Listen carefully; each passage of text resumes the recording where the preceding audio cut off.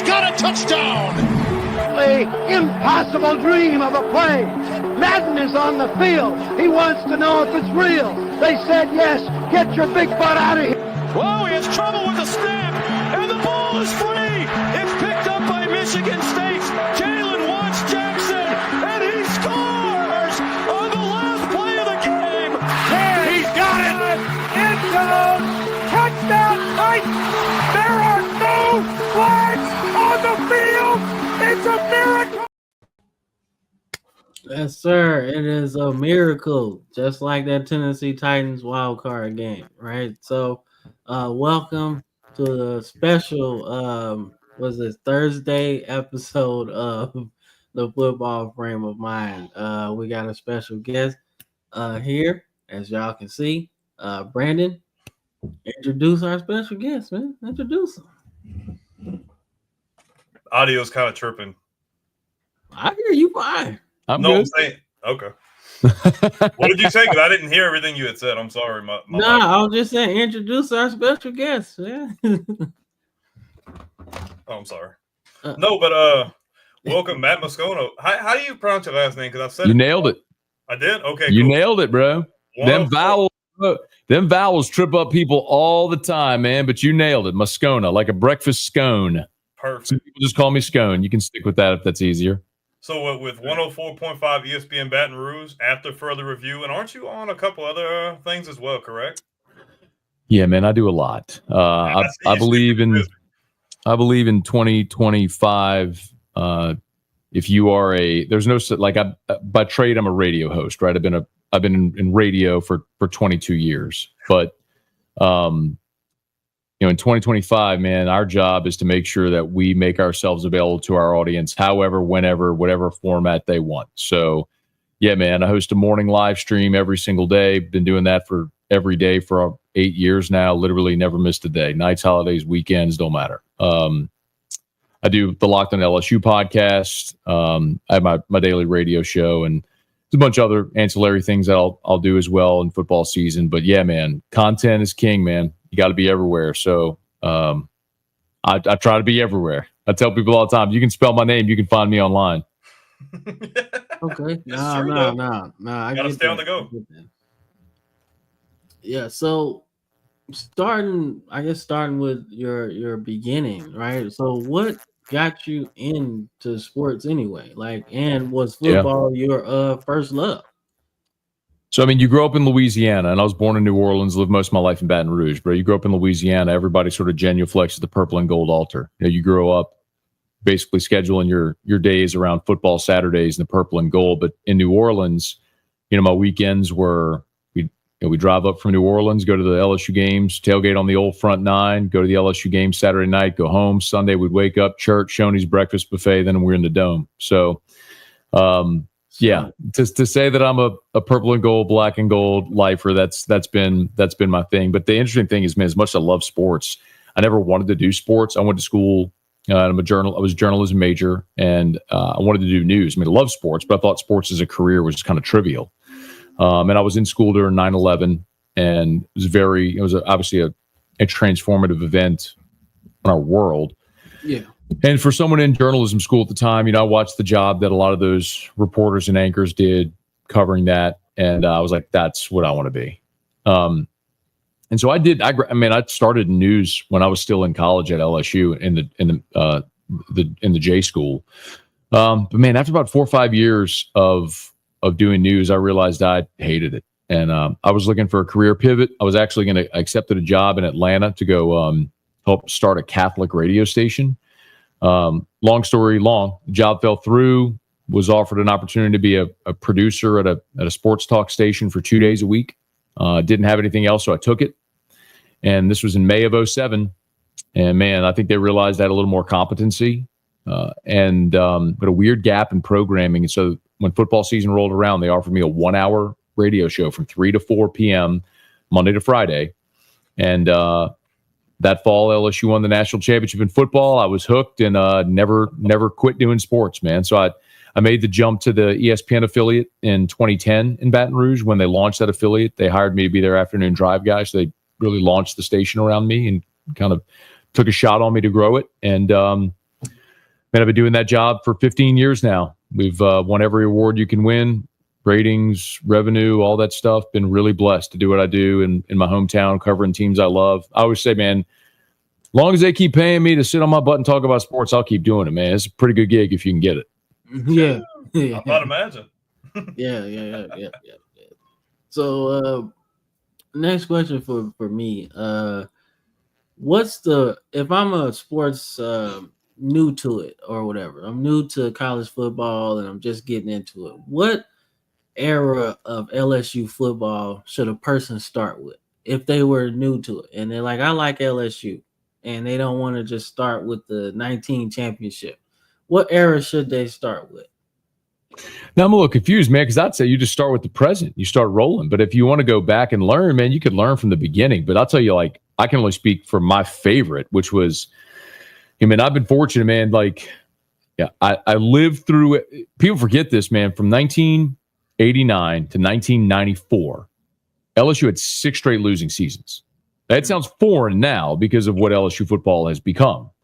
But they were bad, man. And the concept of winning a championship was so foreign here. It felt like forbidden fruit. And so when Nick Saban was hired, and I always say this, man, like being an LSU guy and, you know, what LSU and Bama's been since Nick showed up, Lord knows I have my fun with Alabama fans. But I love Nick Saban. You know, I was in school at LSU when Nick was the coach. And it's hard to put yourself back in that frame of mind. But when Nick Saban was hired, just the idea of getting to Atlanta for the SEC championship game, that felt like a dreamland.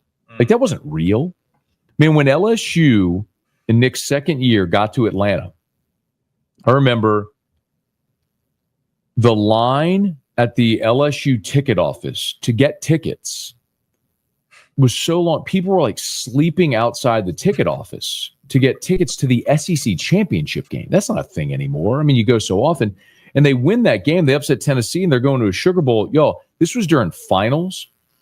People were skipping finals to go line up. And I'll never forget, man, if you're familiar with the campus, there's like this big, tall bank-looking building in the parking lot next to Tiger Stadium. That's where the ticket office is. And students were lined up at that ticket office, down toward the stadium, and then all the way down to South Stadium Drive. I mean, you're talking like 300 yards of a line, people like skipping finals to wait in line to get Sugar Bowl tickets. That's a lot. When LSU played Illinois. It was, I mean, so I would say then, of course, they won the national championship in 2003. That was such a fun era because it was the first time. It wasn't the first time because they won it in 58, but it had been 45 years. And for so many people, so many generations of fans, they don't remember. I don't remember Billy Cannon. I mean, I know of it, of course. I mean, I've seen all the black and white highlights, but it was the first time for so many of us that we experienced LSU football being great. And it happened during my years in college. I was a senior in 03 when they won the national championship. So, man, watching Nick's days at LSU, I mean, 2019 is the greatest college football team ever. The 07 team was so much fun to watch. You can roll your eyes all you want. You want to go there? We'll go there. I've had this out. I've had this out with Clinton Portis for about 01 Miami, and you being a Bama fan, I know you're going to say 2020 Bama, but you can take that fake COVID season playing with nobody in the stands and shove it right in where you want to go, bro. That's 2020. I know what you're thinking. I know what Bama fans think. Bama fans think 2020. Let me ask you a question, Mac. Let's start here. Mac Jones or Joe Burrow? Who you taking? Mac Jones. Brandon, how you do a show with this guy? You can be honest. Honest. I know what Alabama is. They're a great program. But 2019 LSU would blow the doors off of any team in the history of college football, including 2001 Miami. Here's the big misconception about 2001 Miami. People remember all the guys that got drafted, but you forget those weren't guys that were impactful in 2001. You're like, oh, look at the running backs. Clinton Portis was great. Willis McGahee, he didn't play on the 01 team. Rode the bench. Never saw the field. Calvin or Andre Johnson was the number 1 receiver on that team. Yep. You know the number 2 receiver was on the 01 Miami team? Oh, I don't know.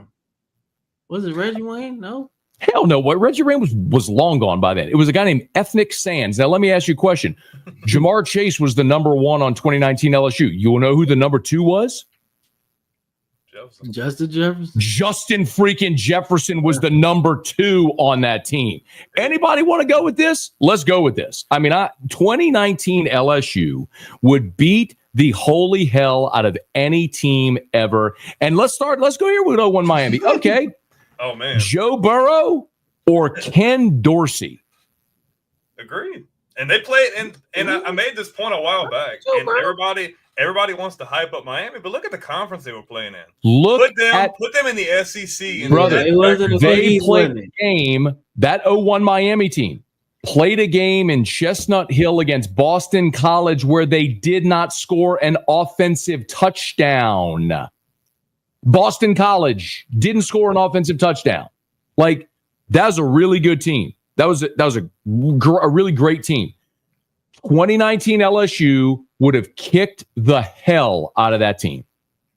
Clemson had 4 first-rounders on the defensive line. LSU hung 46 on them. Come on. That's what I'm talking about. See, I've been waiting for someone to share the same sentiment. Let's talk. Look, I like that team. I do. I love that team, man, because the game that we played was like really good. Like I like the fact that you guys started off so fast, right?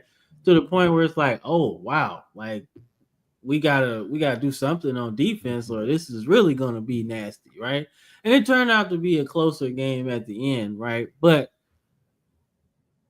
that was such a good game, bro. I'm sorry, man. that was exciting. That game was never in doubt. Yeah, Clyde Edwards-Helaire spiking the ball in front of a ref right before halftime. That ref was so dumbfounded at what he was watching, he didn't even bother to throw a flag. But yet, you had Devontae Smith deking Derek Stingley, faking like he's going to let up, and then he burns him on a go route because he like some Bush League nonsense. But whatever, that's what you got to do to get back in the game. All right, whatever. And then LSU, they had Joe Burrow and Clyde Edwards-Helaire spin moving, trucking dudes at the goal line, man. Bama wanted none of that day. Wanted absolutely none. Nobody wanted any of that team. 2019 LSU, greatest team ever.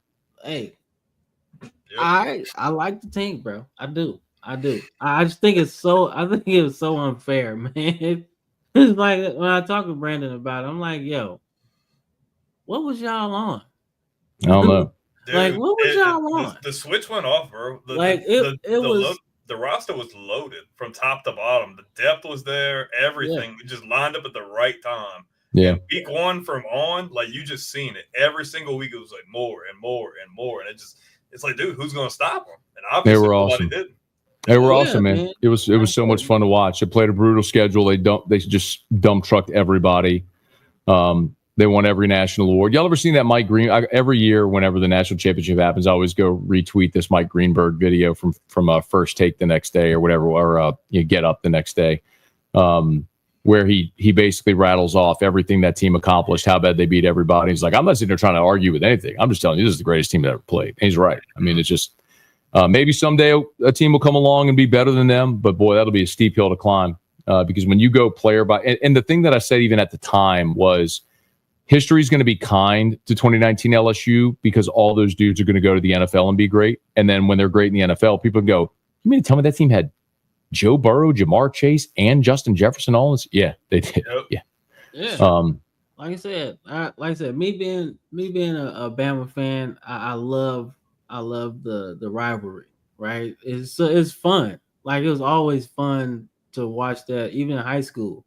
Brandon can tell you, I'm the only guy at a Louisiana high school with an Alabama shirt on. Oh, so, it was how old are you, Cameron? Cameron, how old are you? 31. Mm-hmm. Yeah. So I was sitting there. So you're the definition of a front runner. Not necessarily. So my history with Alabama is kind of hit or miss because I started in the Shula era, right? And then he's gone, right? That's when I started to pick it up fully, right? And then crazy. He started to pick it up fully when the greatest coach ever went to coach there and started winning championships. Didn't know he was though. Yeah, we all knew. I didn't know he was. I was new to it. So why did you pick? So where are you from in Louisiana?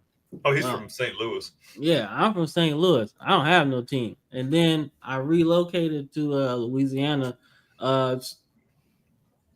actually 2003, honestly. But I wasn't. So that's a little better. If you're from St. Louis, that's a little better. But even still, you're a front runner. Like if you pick Bama, why did you pick Bama? Because everybody else like LSU. No, dude, but see, no. Because if you came, when did you move to Louisiana? I moved to Louisiana in like 03. That's what my okay. You came to Louisiana in 03. LSU and Bama wasn't a thing then. LSU beat Bama like 6 straight years. So like LSU and Bama wasn't a thing in 03.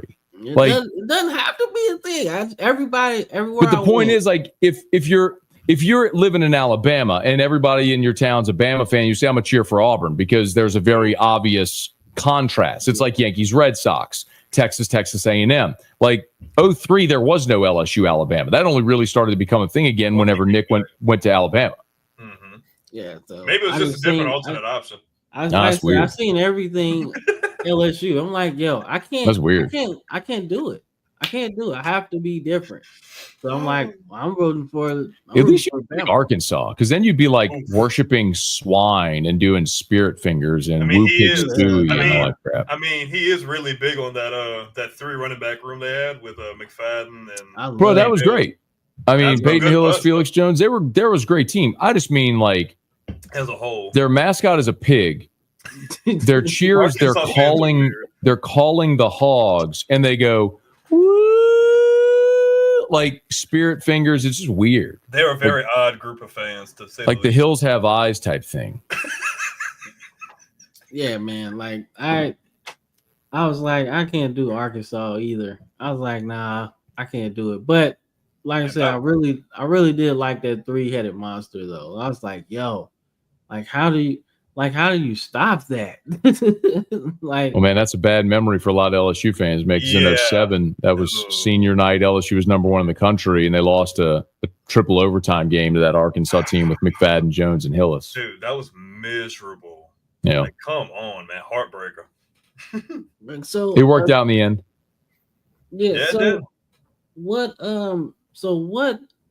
Coming into this season, LSU obviously has great expectations, right? Like you got the quarterback returning, you got Caden Durham, right? Harold Perkins is coming back, so depending on what he can give you, that's good. So what's the temperature of the LSU program, or is it confidence, quiet confidence? Yeah, I think there's so next week we'll all be in Atlanta for SEC football media days. Mm-hmm. And I think next week is when collectively the SEC and sort of the college football loving world is finally going to start to pay attention to what LSU did this offseason. Now, I'm not saying this is going to work, right? Just to be very clear. I'm not making some bold prediction like they're going to win the national championship and be awesome.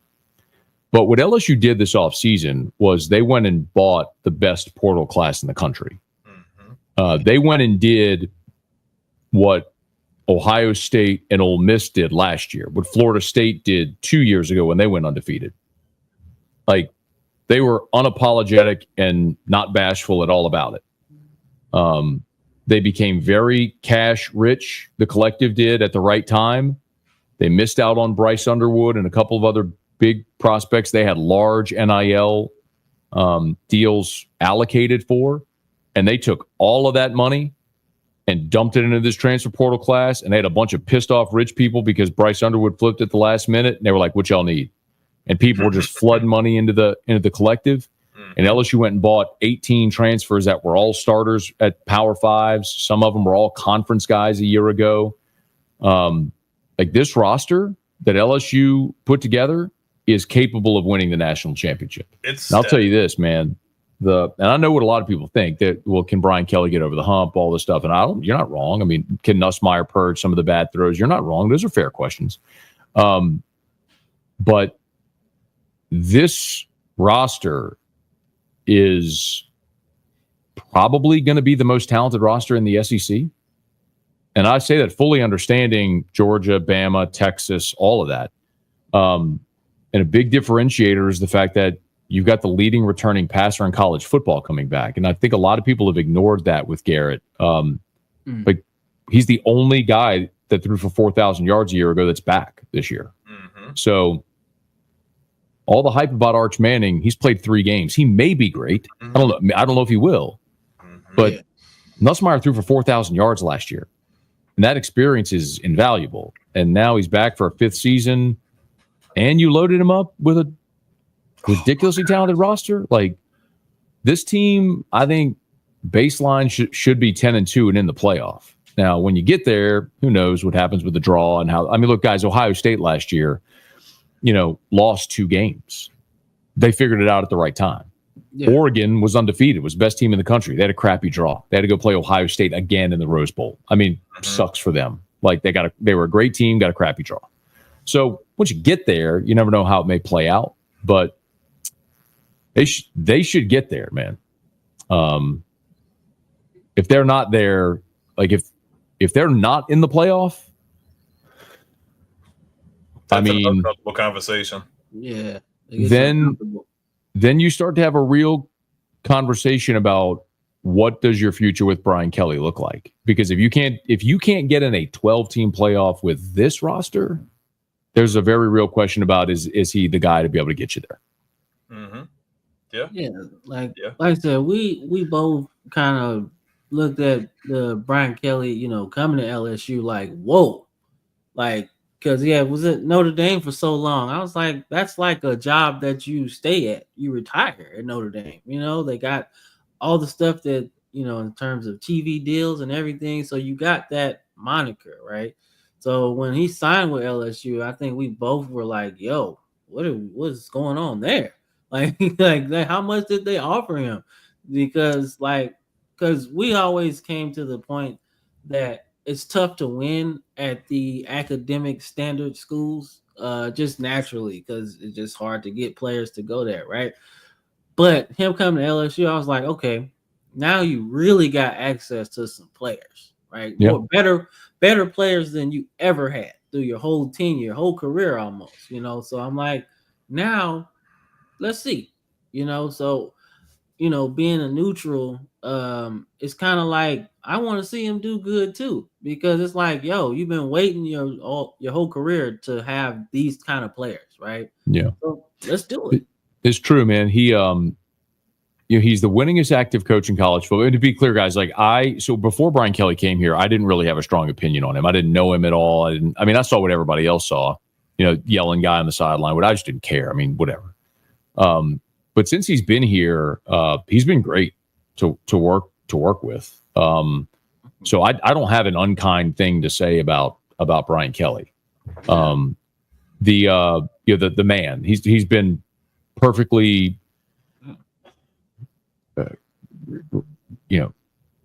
respectful, agreeable, easy to work with for us.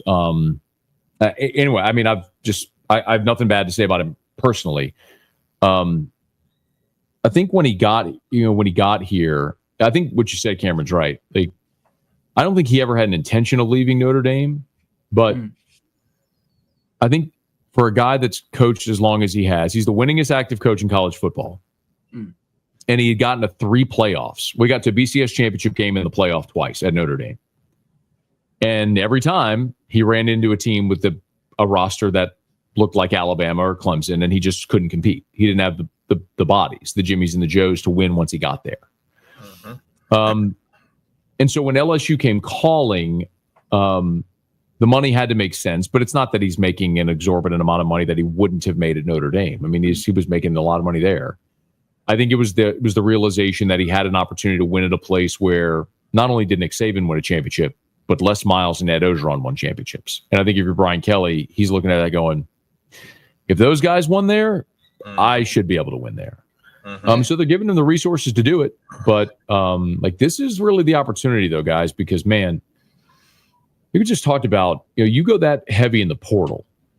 And all those guys are 1-year mercenaries. After 2025, you're losing Nussmeier and you're losing all those transfer guys. So it's natural to think in 26, you're probably going to regress. So, I mean, this is the year. Like, circle it on the calendar and go, no, this This is the one where you need to get in that playoff and go make your move. Yeah. I mean, with everything they've done in the offseason, do you see a spot on this team where you're like, this is like the strongest group and maybe like the weakest link? Because I know last year there was still a lot of like question marks with the secondary. I know you're bringing Perkins back, you're bringing Weeks back, you get Pyburn in the transfer portal, you get a lot of really strong players, especially on offense. You get a lot faster, especially at the receiver position. Like, do you look at this team and you see a group that's like, I feel really good about, probably the strongest group, and maybe another one you're like, I'm kind of not so sure how that's going to go? I think the deepest group is probably a receiver. I mean, they were already going to be really good, and they added Nick Anderson from Oklahoma, who's, I mean, Pro Football Focus rates him as the 4th best receiver for next year's draft. The guy didn't even play last year due to injury. I mean, he's 6'4", 210, can fly. He's a freak. They added him. They added Barron Brown from Kentucky, who's literally the fastest player in college football. Yeah. That's on top of Aaron Anderson, who's your leading returning receiver from a year ago. Like, they're super deep and talented there. I mean, newsflash, LSU has good receivers. I mean, they always do.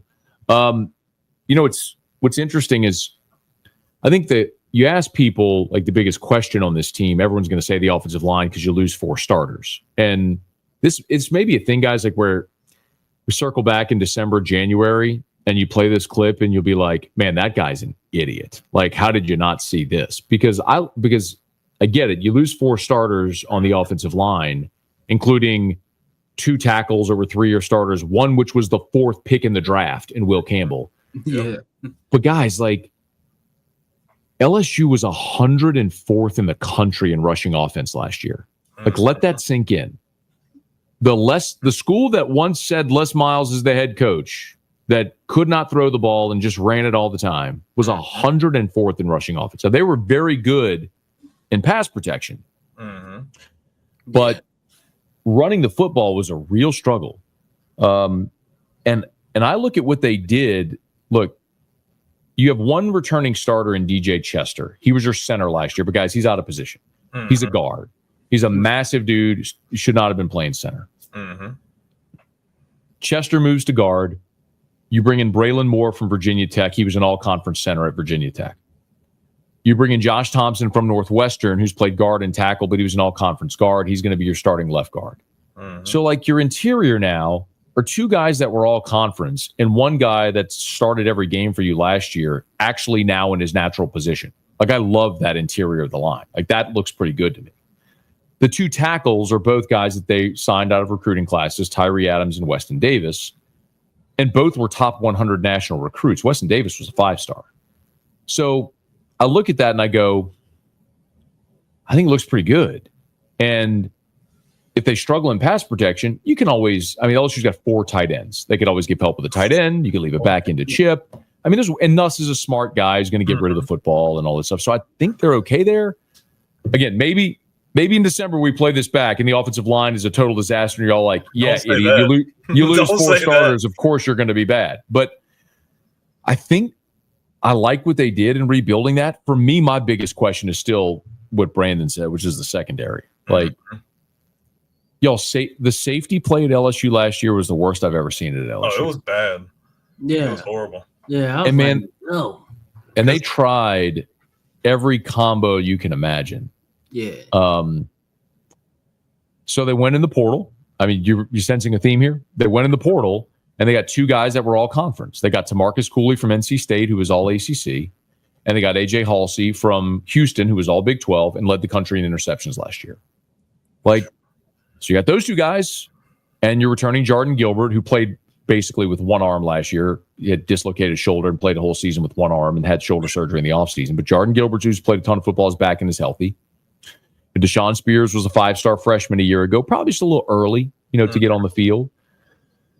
But a year older, year wiser. So they got talent, they got experience, they got depth. Just haven't seen it. So, it's a question mark until it isn't anymore because it was so bad a year ago. But if they figure out safety, and if the offensive line plays like I think they will, there's not a spot on the field where you go, man, they're going to be really bad there. I mean, because they went and addressed it all in the portal with proven Power 5 guys. My biggest question is Blake Baker's coming into year 2, and you seen like they showed really good potential early on, especially when they went on that win streak. And I felt like as we started playing like mobile quarterbacks, we just didn't have an answer for that. And I feel like going into year 2, I feel like they've obviously with all the crazy additions, you've addressed a lot of needs. Do you feel like this defense is going to make a major leap in year 2, being in that system for another season? Or the weird thing is, like, they made a major leap last year under Blake Baker, because remember in 23 the Jaden Daniels team, right? So they had the number 1 scoring and number 1 total offense in the country. They were, it was Jaden Daniels, Malik Neighbors, Brian Thomas. They were unfair. They were a cheat code. But they literally, that defense in 23 allowed more points and yards than any in the history of LSU football. It was literally the worst defense statistically in the history of the program. It was bad. Like, if they were even moderately good, that team. Oh, they were in the playoffs. They're in the play. I don't know if they win it all, but they're in the playoff. They're in a that would have been the last year of the 4 team, but they would have been in. They beat so you go from being 106th in the country or whatever they were in total defense to in the 60s, which you're still not good, but it's a dramatic improvement from what you were. And that's what he did at Missouri, too. Yes. And they went from the 60s into, like, the top 15 and everything. So that's what I tell you, like, Brandon, that's what everybody's hoping for around here this year, is you make another leap like that. You go from, like, 110 to 60 to, like, 20. And if that's the case, and the offense scores like most people think they should be able to, then you have a team that's capable of beating anybody. But if you don't figure it out defensively, and Nuss has games where he struggles to protect the football, well, that's how you end up losing 2 or 3 league games, and you look up and you're 9-3, 8-4, and you're going, you wasted all this talent. You're what Ole Miss did a year ago. Ole Miss last year, people forget this, man. Like, Ole Miss went in the portal and went ham. Like, they added Walter Nolan from Ole Miss, Chris Paul from Arkansas, Princely Umanmielen from Florida, Trey Harris, their freak show wide receiver, Trey Amos. Like, they went in the portal last year and added all the dudes, but they went 9-3 because they lost 3 games they had no business losing. Like, they lost to Kentucky, which was Kentucky's only conference win, absolutely unforgivable. They lost at home to Kentucky. They lost in Baton Rouge in a game where LSU never led until the final score, to Kyron Lacey walk-off touchdown in overtime. Like, Ole Miss had a red zone possession where they came away with no points. Just like the 4th down play where Nussmeier threaded the needle to Aaron Anderson. Ole Miss had no business losing that game. And then they lost to Florida in the swamp, where they had 3 possessions inside the 20 and 3 times went forward on 4th down and came away with no points. Like, kick a field goal and you're in the college football playoff. You're 10-2, you're in the playoff. So, but that's Lane Kiffin. But point being, like, the margin's so thin in the SEC, and you can have a really talented team, but you're going to find yourself in those types of games in this league. You just are. And can you make the plays to win them? And if LSU can, they'll be a playoff team this year. They'll be 10-2 or better, and they'll be in the playoff. But maybe they lose the opener to Clemson, and maybe they lose at Bama, and maybe they throw up on themselves somewhere along the way and lose one they have no business losing at home to South Carolina or something like that. And you look up and you're 9-3, and you're in the Music City Bowl or some crap. No. I think the thing for me is, you see Nussmeier feeling like he has to be able to do everything because of the lack of the running game. I really want to see if they're going to be able to make those holes. Because, you have a decent running back room. Durham, you have Caleb Jackson coming back. I know Trey Holly's not really a factor. I think Harlan Berry's coming in for year 1. The sky's the limit. The talent is there. It's just like, can you – because I got to imagine if they can run the ball even somewhat efficiently, that'll make it so much easier for them. Their offense won't be nearly as one-dimensional, and they'll be able to score on teams more efficiently and be able to win those games and not losing those stupid ones down the stretch. And the thing that really hurt them, too, last year, the inability to run the ball, especially in the red zone, really hurt them. You had goal-to-go situations where you're in the shotgun and spreading things out just because you didn't have confidence to just line up and hand the ball to your guy and get in the end zone. Hurt them against South Carolina, hurt them against Florida. They ran they lost the game against Florida. They ran a quick slant for a touchdown. It would have won the game. They got called for an offensive pick, a pass interference pick play. that's just the inability to say we're going to line up and hand the ball off and go right. I mean, the same thing happened against USC in the season opener. Opening possession of the season, right down the field, same thing in a goal-to-go situation. Go for it, get stuffed at the goal line. First possession of the season. I love Caden Durham. And he dislocated a couple of toes in the South Alabama game in the middle of the season. Played the rest of the year with a steel plate in his shoe. Yep. I wish I can't even imagine that, but I mean, he averaged 5.5 yards a carry with playing half the season with a steel plate in his shoe. So he's a great back. You're right about Caleb Jackson too. Caleb last year, I feel like he regressed a little bit. In my opinion, he was really good, hitting man. The holes is hard. Like, we talked to Caleb this spring, and he was great. He was very candid, and he said, "Look, I was reading my own press clippings. After he had some big moments in his freshman season. Yes, and even last year when I was at SEC Media Days, my hands in the air. People ask some form of the question where they'll say, who's the guy, who's the breakout star, who's the name nobody knows now that everybody will later. And every time I answered that was Caleb Jackson. I thought he was going to have a monster year, and he acknowledged he was out of shape, didn't take care of his weight, his body, and didn't maybe dive into the playbook as much, and he got passed. Caden Durham passed him up, but he could have gone in the portal, didn't. He's a kid from Baton Rouge, always wanted to play at LSU. His family's here, support system's here. And so he made the commitment to, instead of leaving, like a lot of guys would, to making himself better, to be better here. So that's an easy guy to pull for. And I hope he does well. But Caden Durham, Caleb Jackson, Harlan Berry was the number one running back in the country. He's different stylistically. Harlan's a smaller guy, 5'8", probably 185. But damn, he could fly, and he is so good. Harlan Berry could play receiver. Like, he is such a natural, fluid receiver. So I think he'll make a big impact in the pass game. But they got options, man, at running back. And Nuss got to run the ball too, man. That was a big thing a year ago.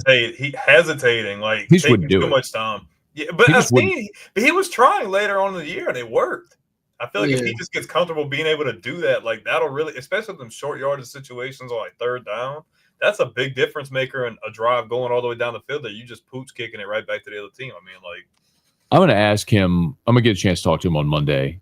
And I'm going to ask him, because to me, the defining play of the season last year, LSU had gotten up into the top 10 in the country after the USC loss. They won 5 or 6 in a row, whatever it was.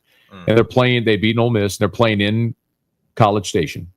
And LSU got a double-digit lead on A&M. A&M cannot move the football. LSU has them in a chokehold. And LSU's facing a third down, and Nuss rolls left toward the sideline, and you have 3 options. He could run the ball for the first. He could put his head down and run for the first down. It's a couple yards away. He could throw it into row 17, or he can try to make something happen over the middle of the field. And he chose door 3. Threw back over the middle of the field, was picked off. Marcel Reed comes in. 2 plays later, A&M's in the end zone, and then it unraveled in the second half. Yeah. I'm going to ask Garrett. I'm going to say, hey, if I could get you in a DeLorean, crank that thing up to 88, and take you back to that night in College Station, that very play in that moment, what are you doing? You got a do-over. What are you doing? No, I was going to say, because I think it's going to be interesting. His answer to that is going to be interesting to determine what level of growth he's had, like, and what he would do. It's like, if he says, "I ought to run for it," well, that tells me that they've impressed upon him. Look, brother, there are times you have got to go run the football. Like, take what is there, because he wouldn't do it last year. But there was a play in spring, and Kelly gives us a lot of access in spring, which is, it's more than it. I mean, look, I was there for, I don't know, 8 or 9 years of Les Miles and the whole Ogeron era, now Brian Kelly. But I've never been around a coach that gives us this much access. Let's just go watch practice, scrimmages. Like, it's crazy. It's just, that's not really a common thing in college. But we're there at one of the spring practices, and they run a design. It's a zone read, but it was a quarterback keep. Like, it was a design quarterback run off the zone read action. So all the motions going left, and thus tucks it and runs right for like 25 yards. And Joe Sloan, the OC, looks up, and the media was on an observation deck, like right above where they were practicing. And Sloan looks up and goes, "How y'all like that, huh?" Like joking with us because he got so much flack about us not running the football. But it just also goes to show, like, they know it. Like, they know he needs to run the ball more. Like, there's going to be times where I don't care who the quarterback is. Like, if it's there, take it. Move the sticks, get a fresh set of downs, keep the offense going, get the defense, a breather. And it'll be interesting. Be interesting to see what he says to that, because I do think that'll be very illustrative of his mindset, maybe his growth. And I mean, for him, the intangibles are there. We've seen flashes ever since he first got in early on. He's shown really great promise, but it's just like, man, we get in these situations where it's like, man, why are we forcing it there? Or like, why are we putting ourselves in that situation? And I feel like as the year went on, we did kind of see him cut back on that. But it's like, man, for them to have that success, and I mean, they've done nothing but surround them with talent. Like, I feel like sky's the limit. If we just cut back on those mistakes, like even a minimum, like that offense is going to be hitting on all cylinders. I agree. I mean, you look at the quarterbacks in the SEC, and there's so much talk about Arch, DJ Lagway, Lenoris Sellers, and I'm going, God, like, I get it. Lagway was a 5-star, but he completed 50% of his passes last year. I mean, Lagway, Sellers is a freakish athlete. That's the combination of the size and the physicality, but his inability to throw accurately is staggering. It's very much like Milroe was at times last year. You don't want to hear that, but it's true. I mean, and then you look at Arch, and Arch has started 3 games. I mean, 2 against G5 and 1 against Mississippi State. Again, all those guys are amazing talents. You know what I mean? Like, you go to Central Casting and you're looking for a quarterback, it'd probably look like those 3 dudes. Tall, big arm, great athletes, all that stuff. So, hey, buddy. Grover? No, bro. Blower. Oh, sorry. My son's watching the iPad. He's whatever. It's real life. Are y'all dads? Y'all get it. Yep. Yeah. Sir.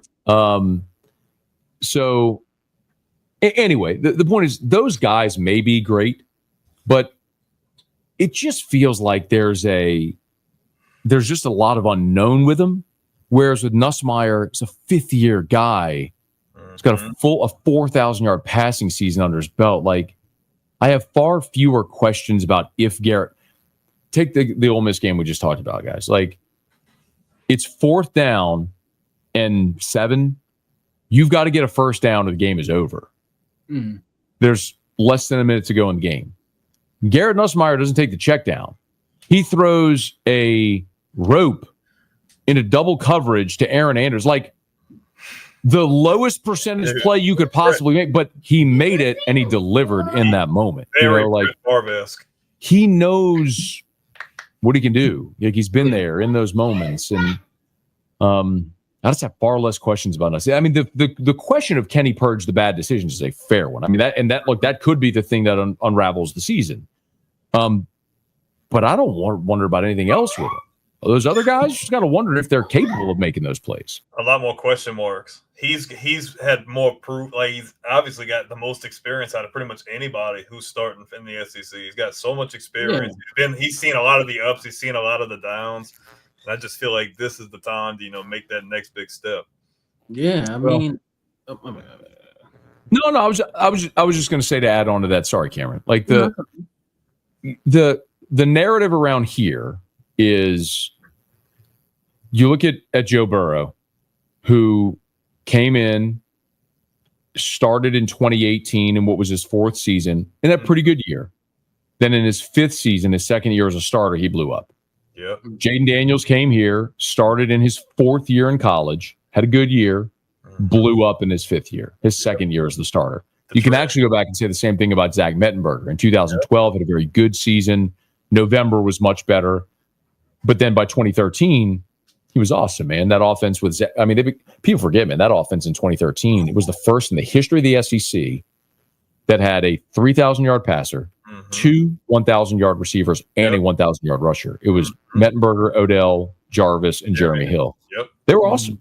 They didn't have a great defense that year, but But all that to say, like, that's what people are hoping is what happens with Nussmeier. Same thing.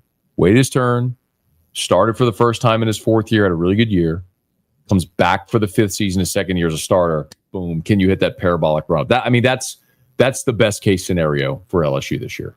Yeah. I mean, if you look at LSU, there's a lot less question marks. Now, if you're shifting gears to New Orleans, there's a lot less optimism. I know you're a huge fan of Mickey Loomis. I know. I mean, my consensus is that because you're coming into year one, a new coach. Obviously, there's a quarterback battle. You're thinking if things go how people expect, there'll be a lottery pick, and I want to say Loomis's contract expires after the season anyway. So I mean, if it lives up to what they think it's going to be in the market for a new general manager anyway. He ain't going anywhere. No? Oh my gosh. He's a made man. So he's a made man. I mean, look, you got to remember when there was a time when Tom Benson was still living, when his granddaughter Rita was in the front office and was the heir apparent. Rita was being groomed to take over the franchise. Yep, I remember. And Rita and Gail Benson had a falling out. And then what? What is go watch your iPad, okay? Go watch your iPad. You're going to watch your iPad, and then mommy's going to come home, and then you can take a bath and go tonight. Okay. Sorry. Okay. When Rita and Gail had their falling out, basically there were lines drawn in the sand, and people had to pick sides. And so Gail won, and the people who sided with her, she remembers, right? And so she remembers that loyalty. And Mickey was one of those guys. And so he's a made man. He's going nowhere. I mean, it might be a thing where they restructure and bring in a new GM and he takes on more of an advisory role. I don't know, but like he's not getting fired. Like look at y'all watch the NFL. Yep. Tell me another organization that could go through what the Saints have been where the GM, there's no repercussions for the GM. Oh, no, that would never happen anywhere else. You draft Trey Hendrickson and don't pay him. He leaves and becomes the NFL sack leader. You trade up to draft busts like Marcus Davenport and Peyton Turner. You whiff on Trevor Penning after you trade up to draft. I mean, the draft has been a total abomination. You've missed on free agent signings. The guys you'd like to keep, you haven't been able to re-sign because you do bad deals. You're perpetually in this awful cap hell situation because you keep every year, so you don't have the capital to go sign good free agents or re-sign your players. You hire Dennis Allen, that's an absolute abomination. They let him make another. Like, what GM gets not 9 lives, 90 lives? Like, it doesn't happen. Like, but Gail Benson's going to let Mickey do whatever he wants. It's just like, man, they kind of stuck in purgatory now because it's like, man, all they want to do is extend these older players who are long past their prime.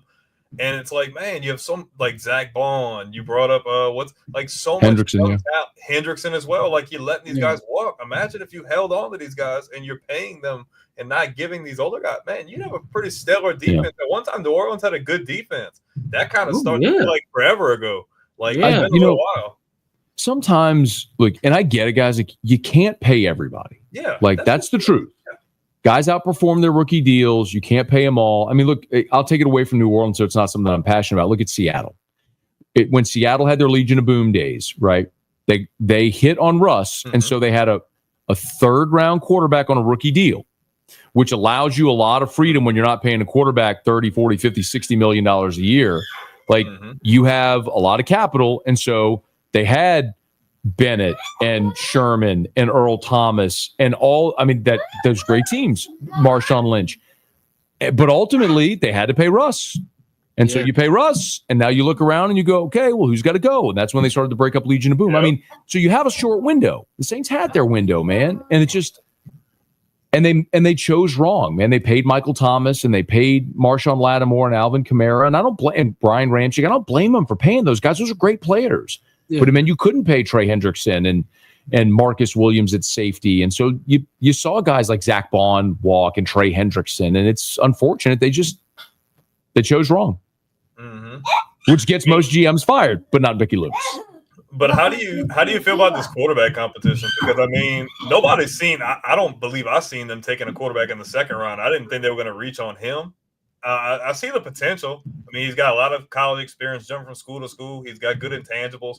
I don't necessarily care for the injury history, but I like his arm talent. And you got Rattler coming back, who has potential as well. Like, where do you lean on the fence? Like, who do you feel more comfortable with? Yeah, I can't give you a great answer, Brandon, because I haven't seen. Limited samples. I haven't seen enough, but I'll tell you what I think is going to happen.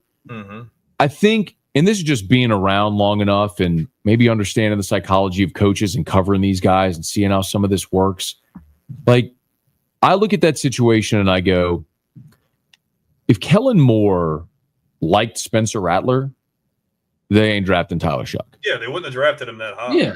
Yeah. And if you go through the whole process where you do all the top 30 visits and the pro days and the senior bowls and everything, and you're sitting there at 40 and you make the decision, he's our guy. He's your guy. So I think Tyler Shuck is going to be the starter. I like Spencer Rattler a lot. I mean, this is a guy who has the physical ability that at one point he was projected to be the first pick in the draft. Like, the physical ability's there. And I like that he's gone through some adversity too in his life. That's humbling, you know? I said the same thing about Jameis when they signed him. It's a guy that's so athletically gifted and never struggled with anything in his life, not only in football, but in baseball. He's an amazing pitcher in baseball too. Yeah. Number one pick in the draft. And for the first time in his life, he's humbled when Tampa cut him. And you can do a couple things. You can be really bitter, but Jameis wasn't. Instead, he said, you know what I'm going to do?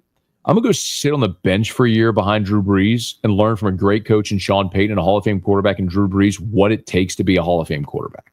And I love that humility, man. And honestly, we forget this, but like Jameis, when he became the starter in 21, they were 5-2, leading the division, beat the defending champ Bucks in the Superdome, and Devin White horse collared him. He tore his ACL. Like, what if Devin White doesn't horse collar Jameis and tear his ACL? How different does that season look? Do they maybe buy into Jameis as their future? Maybe Sean Payton's still here.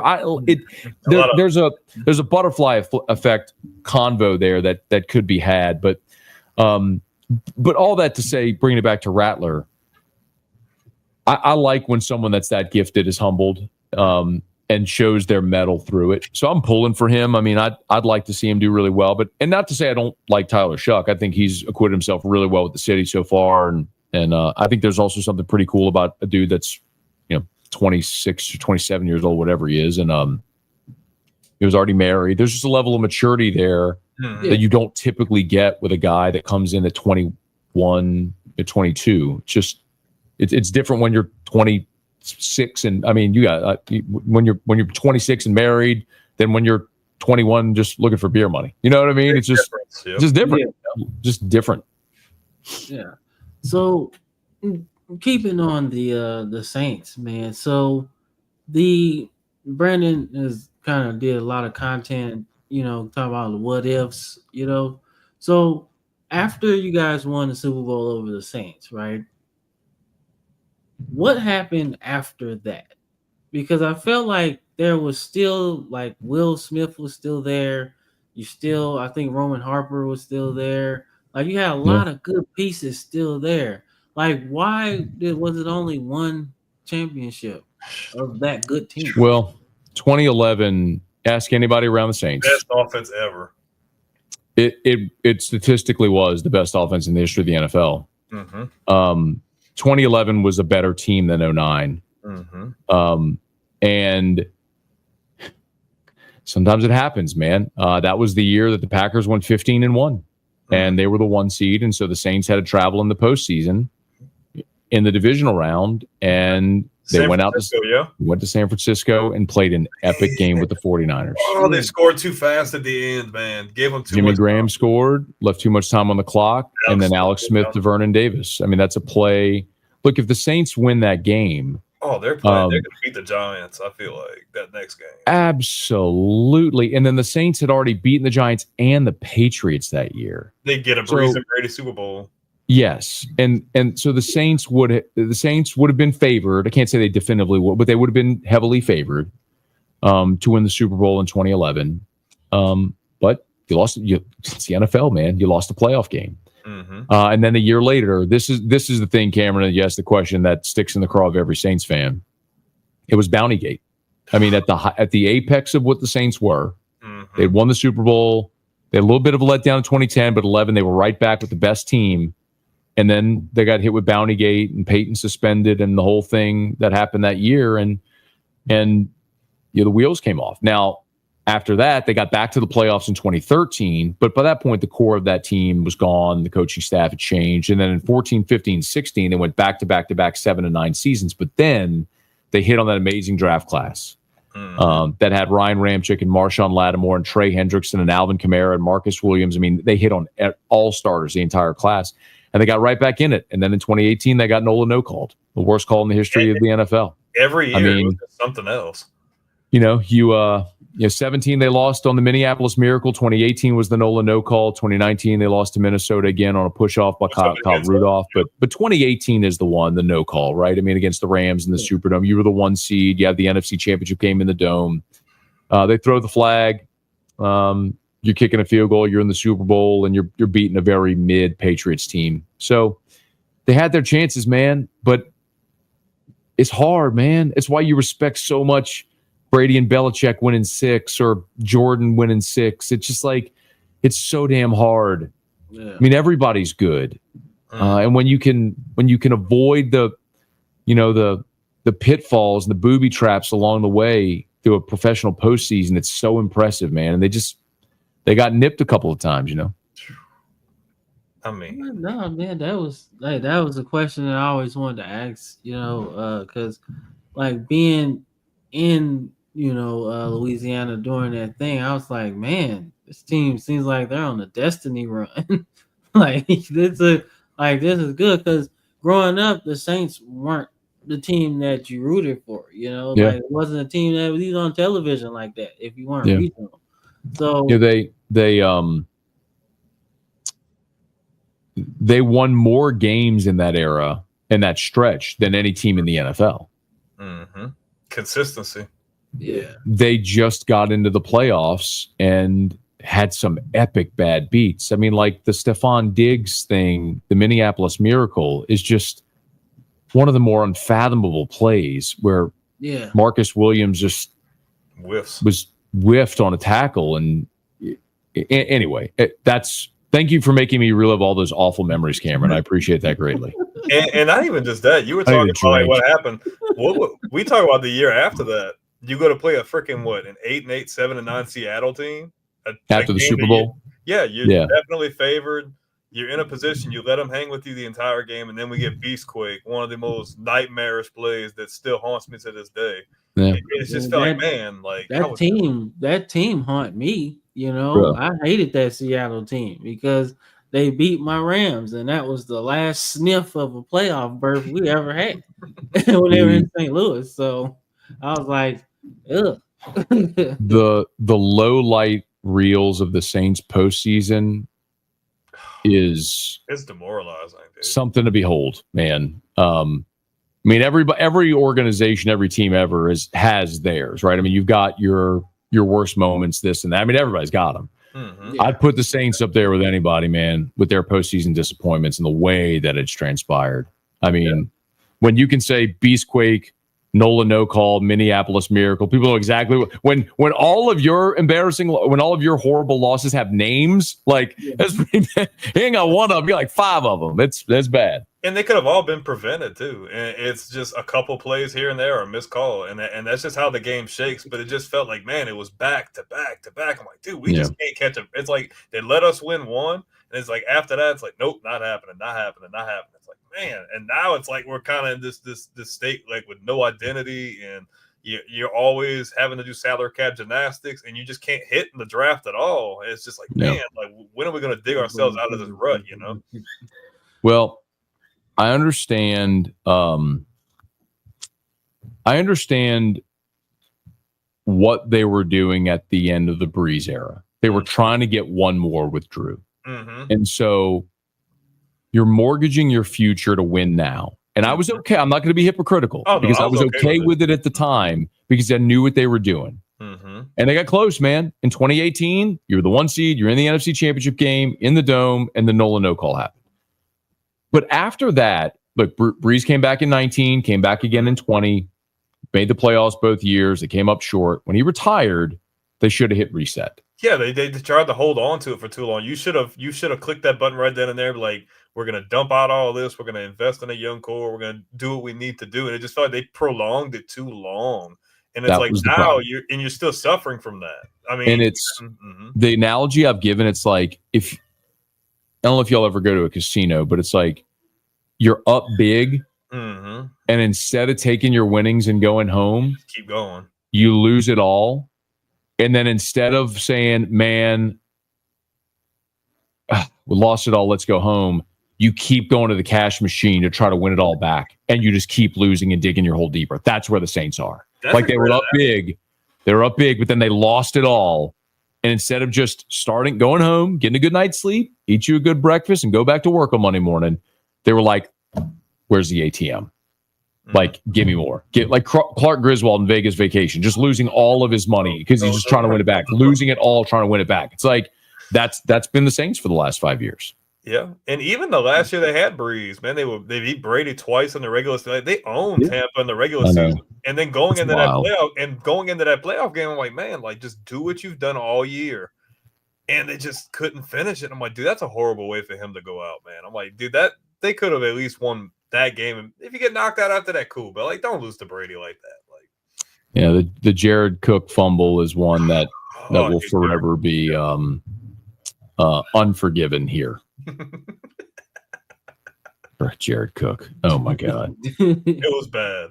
I mean, and Drew Brees goes out in an empty Superdome in the COVID year, losing like that to Brady and the Bucks. Ugh. It was gross. Awful. Nah. So my thing in my childhood was running backs, right? I love running backs, man. Obviously you guys had Ricky Williams for a little bit, but yeah, like, man. running backs like that, don't come around that often. But y'all also had a really good running back in Deuce McAllister. I would love to know like how good he really was from like an insider. Yeah, Deuce was great, man. What he deserves. Deuce was great. His career probably got cut a little short due to injuries, and that overlapped with when they drafted Reggie Bush. So you had Reggie and Deuce for a couple of years, and like 6, 7, and then 8, Deuce got injured and his career was over.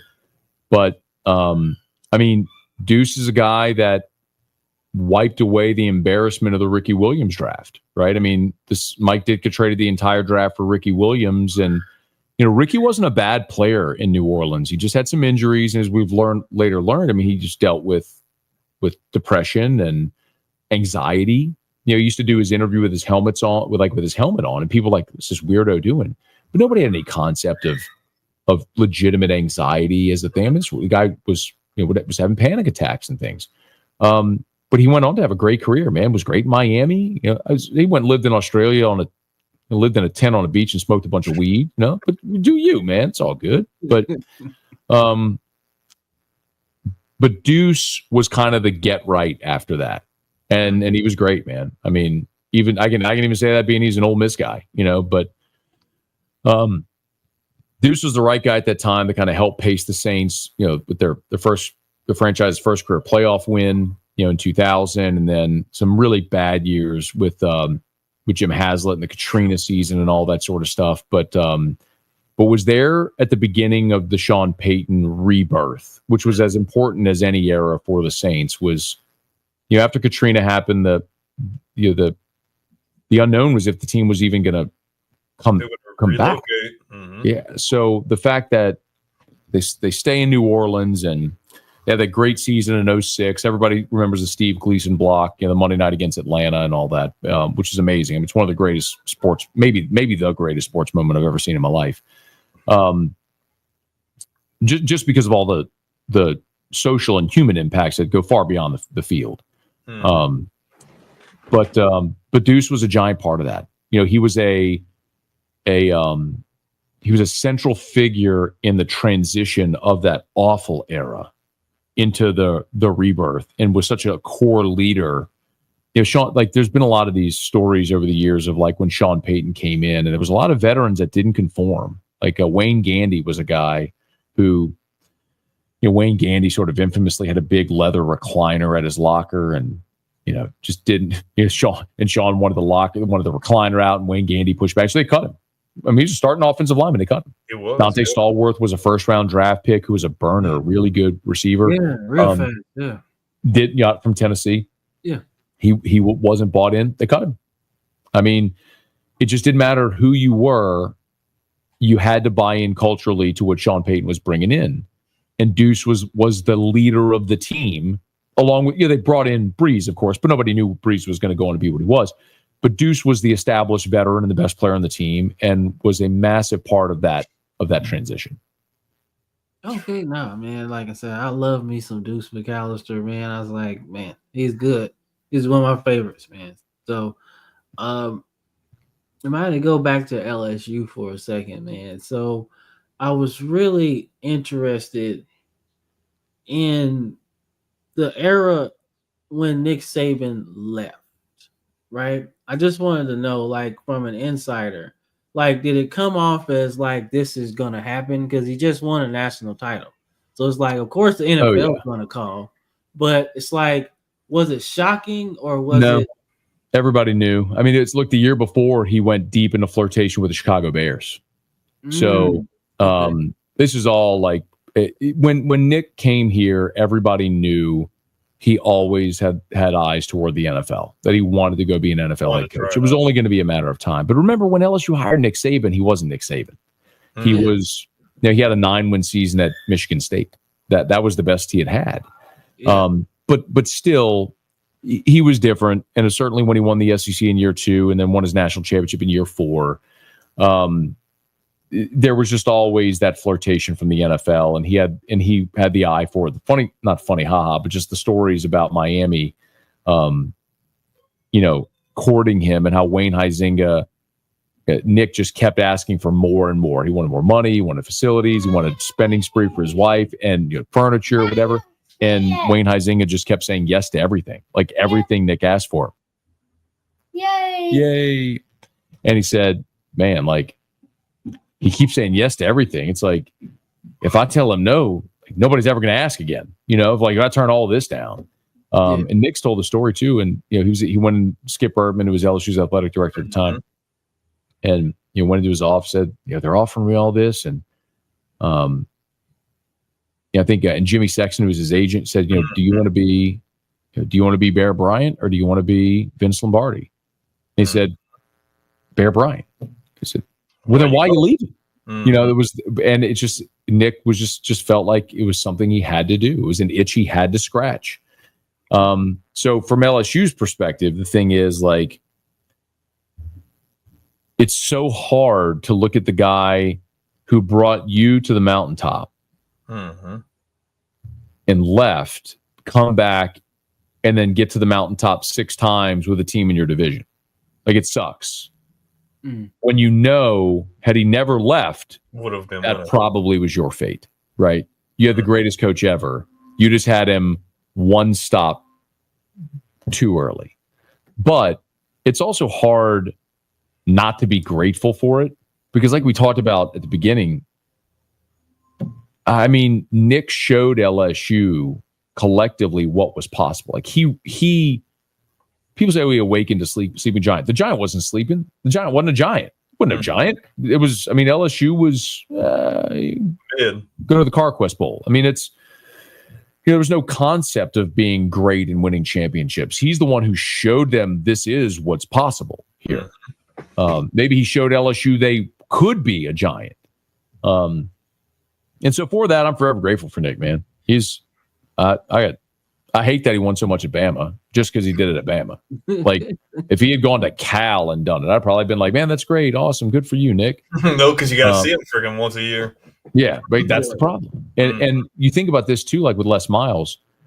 Les Miles, I get in this argument with LSU fans all the time. I think Les Miles is criminally underappreciated.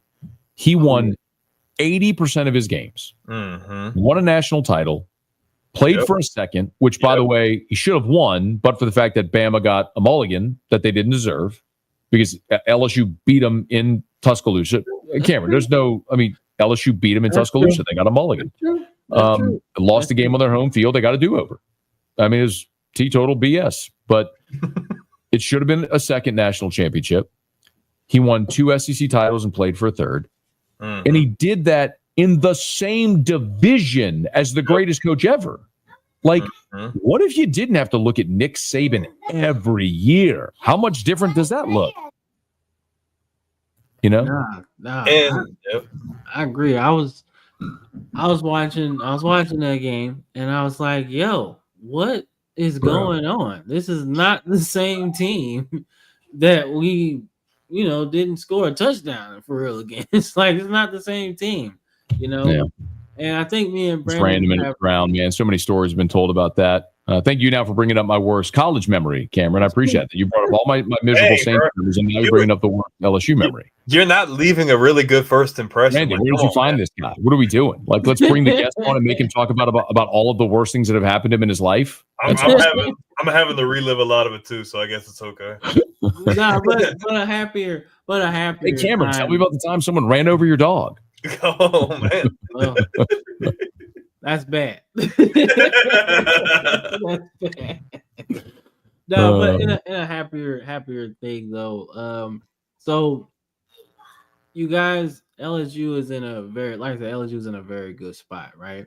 So my thing is they've done so much in this transfer portal. I'd like to get your thoughts on how important the transfer portal is. We heard all the negatives about it.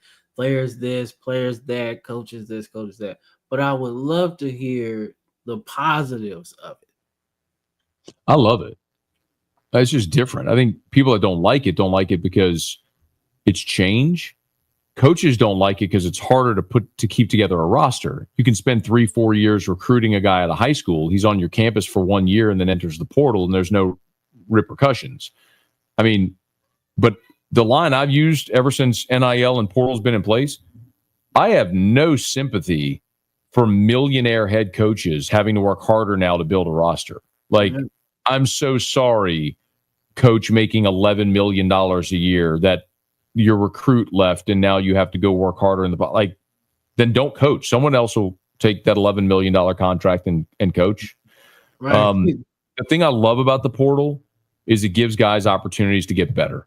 So, for example, you're a 3-star out of high school because at 18, I don't know when you guys started developing fully, but we all know dudes that were 13, 14 years old, shaving, stronger than everybody, right? They just peaked too soon. But the opposite is also true. You have some guys who don't physically come into their own until much later. So, I mean, you're a guy who maybe goes to an FCS school and you're there for 2 years, you become an All-American, and now all of a sudden you have a chance to go play in the SEC and make money that could change your life, your family's life, and get an opportunity to go put on for NFL scouts and show you can play at that level. Hell yeah, that's a great thing. Why wouldn't that be a great thing? I mean, the Power 5 schools get better players.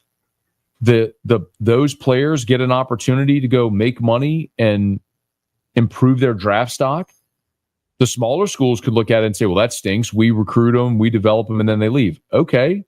Well, then use that in your recruiting pitch to go say to the next one, hey, come here for a year or two. Look at what we do. We develop these guys, and then they're off to go make money and go to the Power 5, and we'll help you do that. That just has to become part of your pitch. So I love it, man. I mean, I see so many positives to it. Does it suck whenever you recruit a 5-star and they're gone after a year? Yeah. I mean, that's happened to LSU. It's happened to every program. Yeah. But then go in the portal and sign someone at their position that's been a 3-year starter and you're instantly better.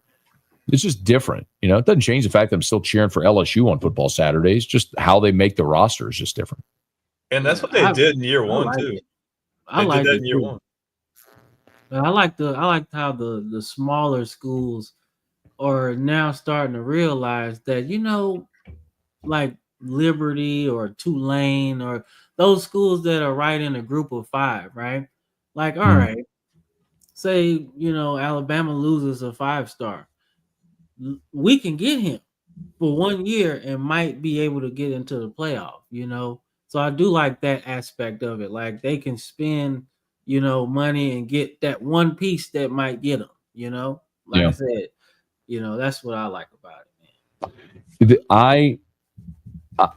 I know I'm like a real outlier because, I mean, most people who are like, you know, if this is like the middle of the NIL portal thing, most people hate it. And some people maybe are like here. I'm like in my neighbor's house. Like I am all for let them make whatever they want, however they want, whenever they want, whatever. If there's boosters that want to pay them, pay them. If whatever you want to transfer every year, fine. Like, because college football in particular, but all college athletics, since its inception, I shouldn't say since its inception, but to a degree it's part of it because of the bowl structure, but it has been built upon the backs of free labor. And when people say, well, they get an education, that's true. And 75 years ago, when a college education was as valuable as playing football, because nobody was making money playing football 75 years ago, that's true. But as soon as TV contracts and coaches' salaries, really it's been in the last 25, 30 years where everything surrounding college football has become gigantic business. And everybody got rich, except the players. That was the problem. That was the point when they made that decision that we're going to drive this thing forward with sponsorships and with TV revenue and with television contracts and with seat licenses and every way you can imagine, shoe deals and the Allstate logo on the net and everything, bowl game sponsorships, all of it. And we're going to drive revenues to $200 million annually in these athletic departments. And players get nothing. Now, all of a sudden, that general studies degree ain't so valuable. You know what I mean? Like, it's just the only thing in the world where like you can legally just have free labor and they have no recourse with it. So I'm all for it, man. I'm all for them making money, whatever some rich guy or gal is willing to pay a kid to go play a game. God bless you, kid. I wish I was so fortunate. I wish I was, but I wasn't good enough, you know? Yeah. But good for them who live in this era, who have the opportunity to do it. It should have been done years ago. Oh yeah, no doubt. Yeah, no doubt. agreed. And by the way, had it been done years ago, it probably doesn't look like it does now. It probably does look more sensibly, more like true NIL, where you let someone sell their T-shirts. Y'all realize I did a story in 2008. AJ Green was at Georgia, and he got suspended because he sold his bowl game jersey. Like, this is AJ Green, future first-round pick, stud, big man on campus, has no money. So he sells his bowl game jersey and gets suspended for selling his bowl game jersey for a couple $100. Like that's the kind of nonsensical thing 20 years ago that could have prevented this today from being such a crazy free-for-all. Yeah, I mean, it's completely understandable. But we've kept you on here for a long time, and you got some things you need to take care of, and we greatly appreciate your time, man. Being on here this long, it means a lot. You know, we really. I would have kept asking questions. I would have kept asking questions. Yeah. It's hard to find good, like-minded people, and man, we really like your work. We're really admirable what you do, man. And we just want to say we appreciate you for coming on and just being an awesome guest, man. Hey, man, my pleasure. I appreciate you guys asking. Keep crushing it, okay? We'll talk to y'all soon. Yes, sir. Right, thank you. Have a great night. All right, guys. Well, there you guys have it. There you first have interview it, is man. in the books. The GOAT himself, man. It was a really good time. Cam, what do you think? How'd you like it? Oh man, that was cool, man. Like I said, I've seen him like a lot, like through my timeline, just Oh, I talking. was about to say it's probably me blowing up your freaking messenger because I always be sending you stuff. No, that's not it. That's not it. Definitely not. No, but being SEC person, he's one of those voices. The like I said, the Paul Feinbaums, right? The Marty and McGee, right? Those guys. Roman Harper, Tebow, all those guys, right? You see those guys and you hear his voice as well, So like that was fun, man. That was fun. I like the fact that you had a good time and he like one he's an LSU guy, which I thought was already funny enough. That's another reason why I wanted him on. But Yeah. he was I like him because he's very blunt. He was not afraid to just dig at you in a funny way, of course. But it was No, of course, man. he was a Look, cool mediator, like in r- my opinion. like being a Bama fan, man. I hear it all the time. Like, oh, the 2020 season was fake. I was like, well, yeah, but But I don't care. It still counts. yeah, it still counts. You know what I'm saying? Like, I hear it all the time. I hear it like you're just a fair weather fan or whatever. But look, I can't help that I made a choice not to like LSU over Alabama at the time, right?